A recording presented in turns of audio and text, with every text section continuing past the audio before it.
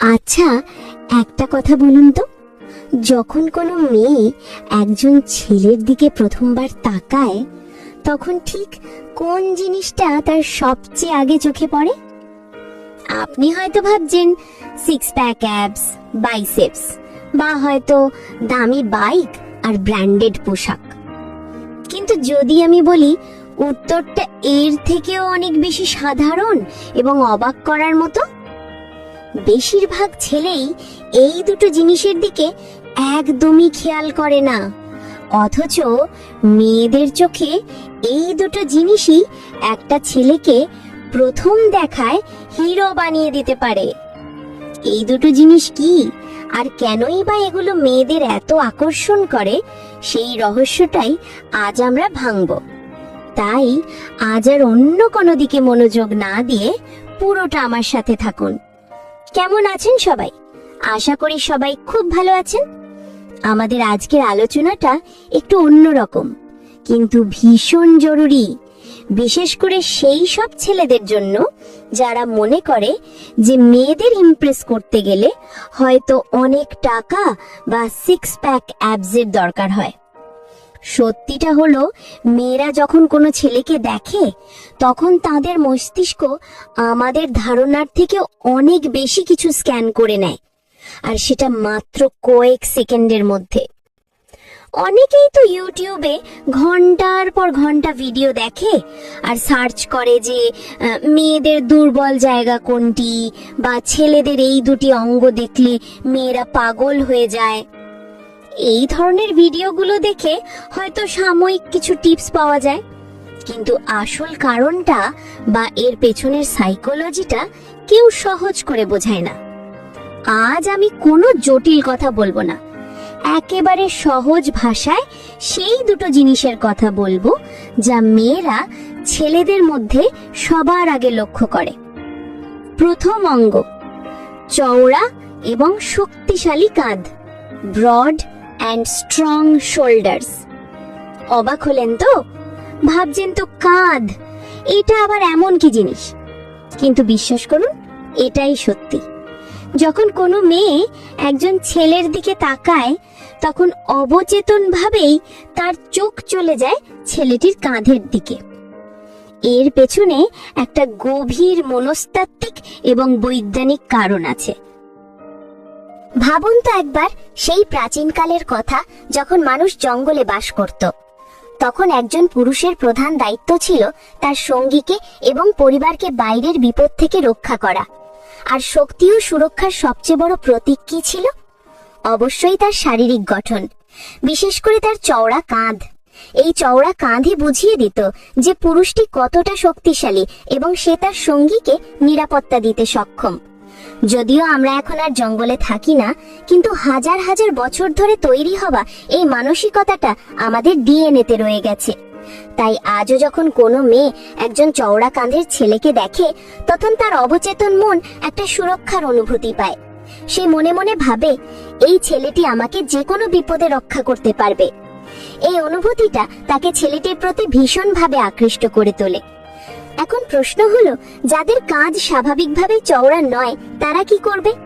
এখানে হতাশ হবার কিচ্ছু নেই, কারণ এখানে শুধু কাঁধের মাপটা জরুরি নয়, জরুরি হলো আপনার আত্মবিশ্বাস। আপনি কিভাবে দাঁড়ান, কিভাবে হাঁটেন, আপনার বডি ল্যাঙ্গুয়েজ কেমন, সেটাই আসল।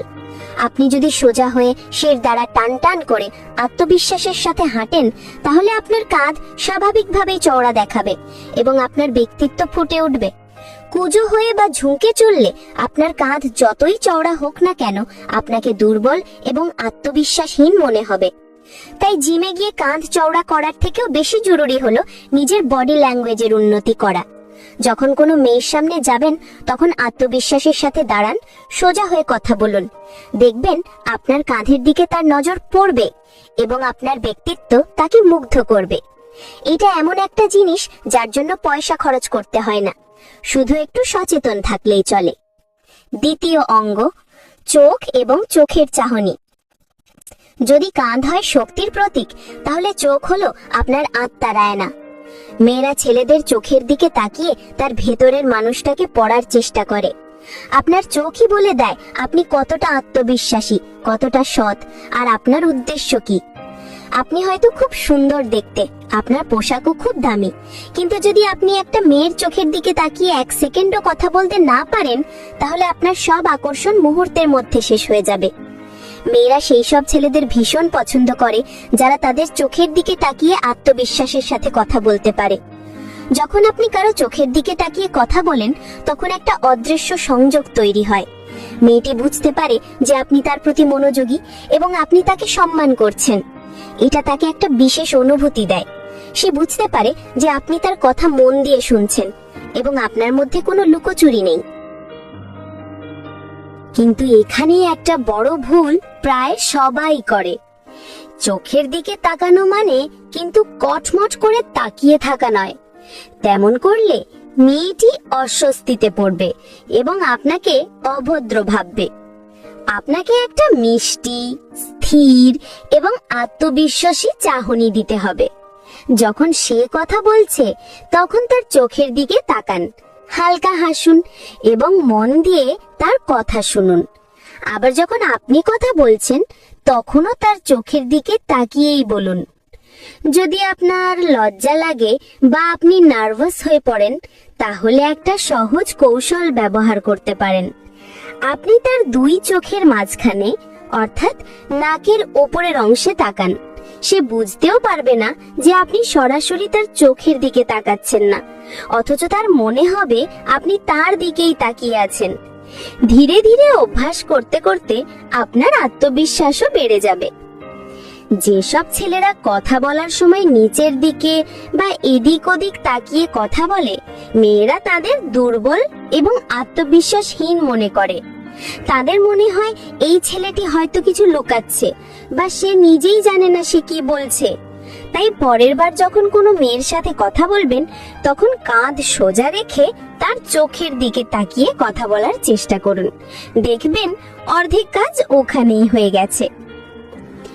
উপসংহার।